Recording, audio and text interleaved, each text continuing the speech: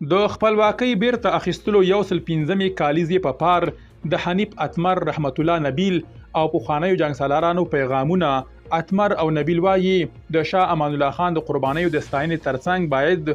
زده کړو ته کار وشي. درنو لیدونکو ستړي مه شئ. حنیف اتمر لیکلي دي چې د غازی امان الله خان د بې شمیره قربانیو ستاینه باید وشي. بلخوا رحمت الله نبیل لیکلي دي چې اسلامي امارت د پوهنې ډیوه مړه کړې، خو د امان الله خان په لاس روښانه شوي د زده کړې ډیوه باید بله وساتل شي.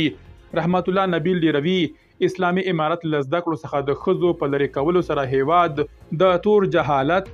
او اسارت په تروګمۍ کې روان کړی دی. نوموړي پر خپل ایکس پاڼه لیکلي دي زموږ مسؤلیت دی چې د امان الله خان په لاس روښانه شوي د زده کړې او پرمختګ ډیوه بله وساتو او ځانونه رښتینې خپلواکۍ ته ورسوو. نبیل ډیروي چې خپلواکي ساتنې او پالنې ته اړتیا لري او یوازې د پوهنې او یووالي له لارې شونې ده چې په افغانستان کې له ویاړ ډک راتلونکی چې د پرمختګ او ټولنیز عدالت پر بنسټ ولاړ وي جوړ شي.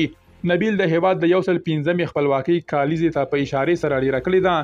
چې شاه امان الله خان نه یوازې دا چې د خپلواکۍ بیرغ پورته کړی وو بلکې د زده کړې او پرمختګ څراغ یې هم روښانه کړی وو. اخوا حنیف اتمر لیکلي دي په دې ورځ اړینه ده چې د هیواد د غازیانو او په ځانګړې توګه د غازی امان الله خان د بې شمیره قربانیو ستاینه وشي. نوموړي د هیواد د نظام او برخلیک په ټاکلو کې د وګړو د حاکمیت لپاره د ازادۍ مبارزې ته دوام ورکول تر ټولو مهم مسؤلیت بللی دی او ډیروي چې دا مسؤلیت اوسنی نسل ته سپارل شوی دی.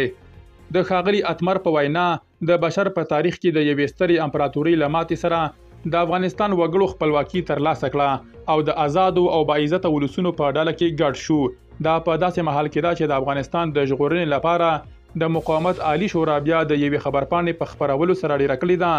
چې د افغانستان د خپلواکۍ 115 کالیزه په داسې مهال کې رسیږي چې افغانستان اوس مهال د داسې یوې ډلې په لاس کې دی چې پردي پاله دي او وګړي د یادې ډلې له کړنو څخه اغیزمن شوي دي. افغانستان د 1298 لمریز کال د زمري پر 28مه خپلواکي ترلاسه کړه، خو د تیرو واکمنیو ځینې تګلارې د ټیکاو د نه رامنځته کېدو لامل شوې چې تر انګلیس وروسته بیا د پخواني شوروي ځواکونو پر افغانستان برید وکړ. سره له دې چې د افغانستان د ژغورنې لپاره د مقاومت عالی شورا هم د اسلامي امارت په څیر د شاه امان الله خان قربانیو او لاسته راوړنو ته هیڅ کومه اشاره نه ده کړې،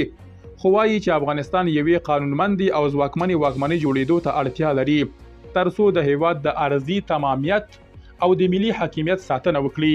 د دغه شورا پر بنسټ په افغانستان کې د اوسنی وضعیت دوام به چې د سیاسي خپلواکۍ ترڅنګ وګړي هم پکې هیڅ ډول ازادي نه لري، هیواد انزوا ته بیایي او افغانستان د ترهګرو پر امنځي بدلوي.